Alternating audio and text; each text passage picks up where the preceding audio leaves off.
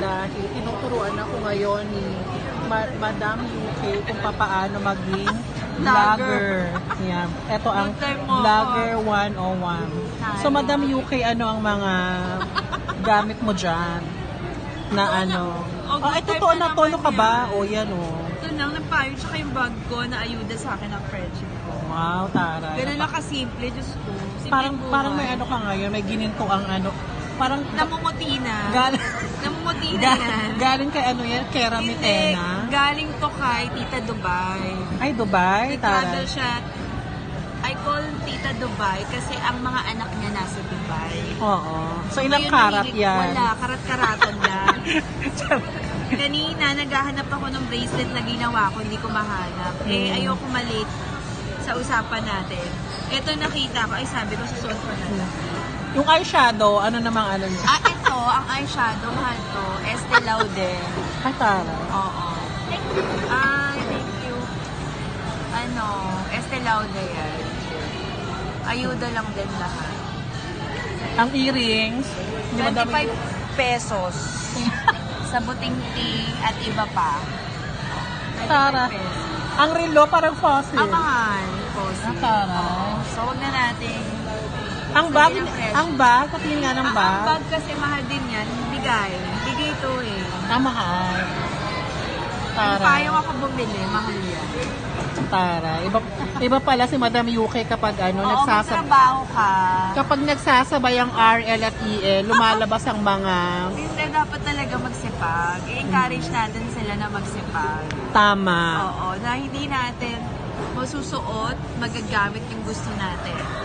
Hanggat hindi tayo may sariling kita. Ah, At taray. para magkaroon ka ng sariling kita, nag-uumpisa yan na pagbutihin mo yung pag-aaral. Ay, naku, parang isa-send ko to sa English 11. Totoo, lagi ko sinasabi, kung ano man yung suot-suot ko, kaya mong i-flex, very proud ka kasi pinaghirapan mo yun. Taray. Yes. Very MMK naman pala. Totoo yan. Ay, Kaya dapat magsipag ka para magbanggaan man kayo ng mga kaklase mo, hindi ka dugyot. Yun ang sinasabi ko sa mga estudyante ko. Ano, what's na the word? madugyot. Dugyot. Ay, dugyot. Oo, Okay. yun yung greatest fear ko, Vinci. Anong Nung great bata fear? talaga ako, sabi ko mag-aaral ako na mabuti. Ayokong sayangin yung pagtitiwala ng mga magulang ko. Oo. Kaya talaga, ayoko, ang greatest fear ko, ayoko magsalubong kami ng mga kaklase ko na ayun na si Biglang Awa, paslupa. Oo. Ayoko. Kaya ako Okay, talaga, tatanungin natin si Biglang Awa kung saan siya graduate. University of Ano ang Philippines. kanyang bachelor's degree? AB Communication Arts. AB Communication Arts.